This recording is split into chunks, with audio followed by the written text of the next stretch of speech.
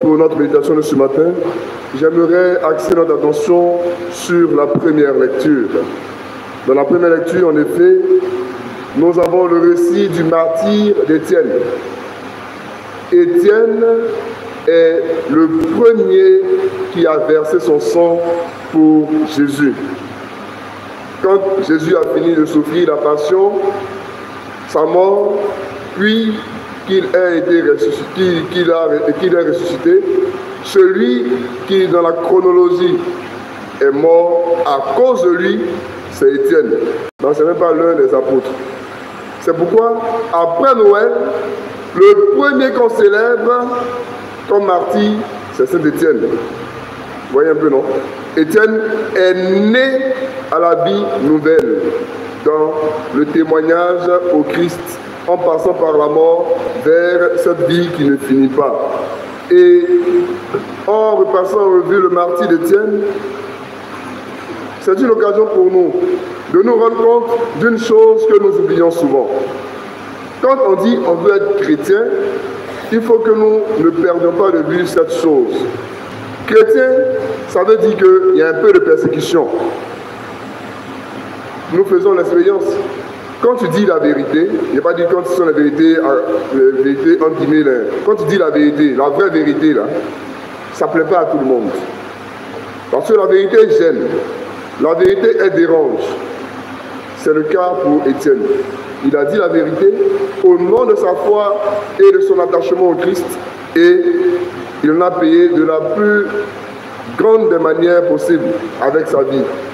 Donc quand on dit on est chrétien, ça veut dire que nous sommes amis de la vérité. Ça veut dire que nous sommes suiveurs du Christ.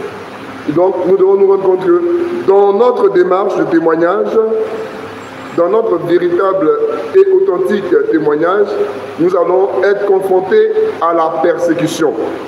S'il n'y a pas de persécution, rendons grâce à Dieu. Mais si la persécution vient, il ne faudrait pas que nous soyons surpris et que nous nous comportions comme si ça n'a jamais été dit. L'évangile même nous l'enseigne.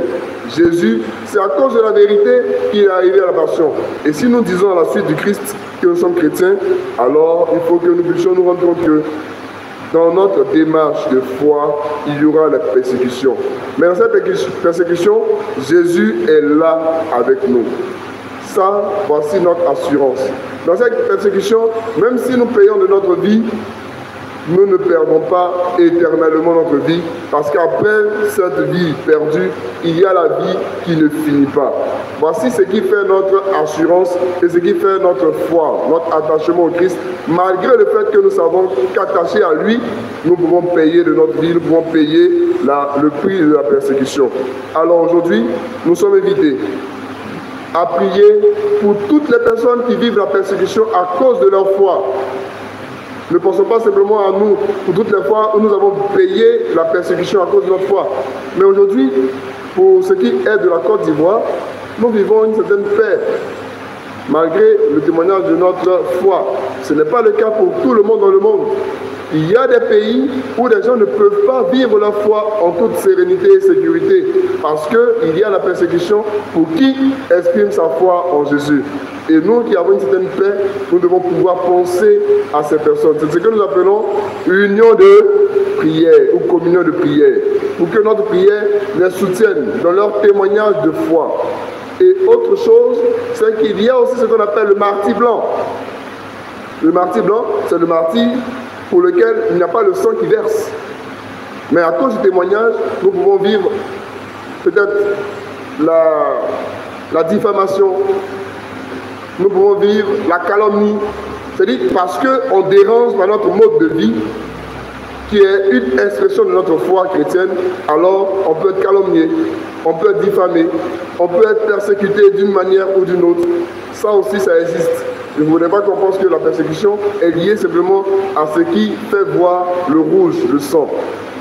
Quand nous disons que nous sommes chrétiens, il ne faudrait pas que nous perdons de vue cet élan-là.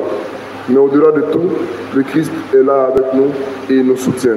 Puissions-nous donc prier au cours de cette journée pour toutes les personnes qui vivent une certaine persécution à cause de leur foi, à l'instar de Saint Étienne, dont nous avons eu le récit du martyr en ce jour.